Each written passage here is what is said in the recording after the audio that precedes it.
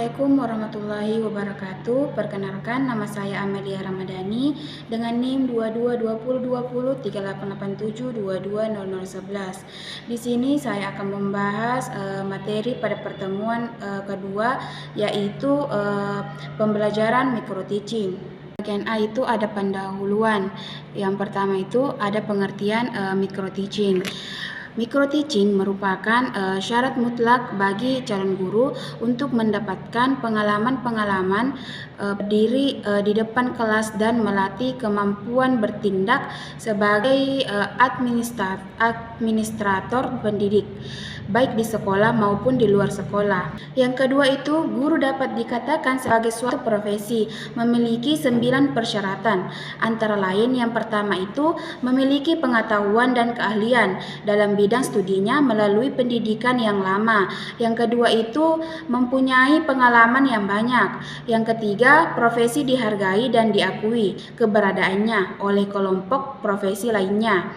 Dan keempat itu memperoleh nafkah untuk pekerjaannya.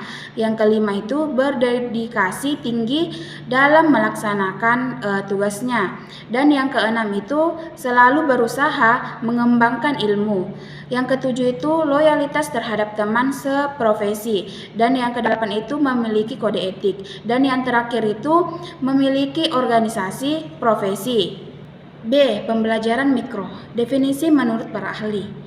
Yang pertama itu MC Knight 1979 mengemukakan pengajaran mikro telah digambarkan sebagai pertemuan pengajaran berskala kecil yang dirancang untuk mengembangkan keterampilan baru dan menyempurnakan yang lama. Sementara menurut Laughlin dan Moulton mendefinisikan bahwa pengajaran mikro adalah metode pelatihan kinerja yang dirancang untuk mengisolasi komponen satu persatu dalam situasi pengajaran yang disederhanakan. Yang ketiga, Knight 1971 mengemukakan bahwa pengajaran mikro adalah pertemuan pengajaran sendiri berskala kecil yang dirancang untuk mengembangkan keterampilan baru dan menyempurnakannya. C. Landasan pemikiran, tujuan, sasaran, dan fungsi pembelajaran mikro. Yang pertama itu landasan pemikiran 3 langkah meningkatkan keterampilan profesional guru, yaitu planning atau persiapan yang baik. Yang kedua itu performance atau pelaksanaan latihan mengajar. Dan yang ketiga itu perception atau balikan atau keterbukaan mau belajar dan pengalaman. Adapun tujuan pembelajaran micro teaching adalah melatih calon guru agar memiliki keterampilan dasar dan khusus dalam proses pembelajaran.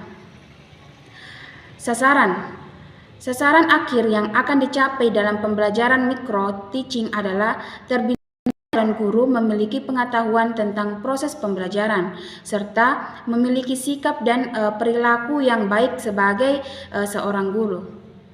Sedangkan fungsi pembelajaran mikro adalah selain sebagai sarana latihan dalam mempraktikkan keterampilan mengajar dan juga salah satu syarat bagi mahasiswa yang akan mengikuti praktik mengajar di lapangan atau PPL. D. Manfaat pembelajaran mikro. Dengan bekal micro teaching terdapat beberapa manfaat yang dapat diambil. Antara lain yang pertama itu mengembangkan dan membina keterampilan tertentu calon guru dalam mengajar. Yang kedua itu keterampilan mengajar terkontrol dan dapat dilatihkan. Yang ketiga itu perbaikan atau penyempurnaan secara cepat dapat segera cermat. Yang keempat itu latihan penguasaan keterampilan mengajar lebih baik. Yang kelima itu saat latihan berlangsung calon guru dapat memusatkan perhatian secara objektif. Yang keenam itu menuntut dikembangkan pola observasi yang sistematis dan objektif. Yang ketujuh itu mempertinggi efisiensi dan efektivitas penggunaan sekolah dalam waktu praktik mengajar yang relatif singkat. Langkah prosedur pembelajaran mikro. Ada 5 langkah-langkah yang dapat ditempuh dalam pembelajaran mikro. Yang pertama itu pengenalan atau pemahaman konsep pembelajaran mikro. Yang kedua itu penyajian model dan diskusi.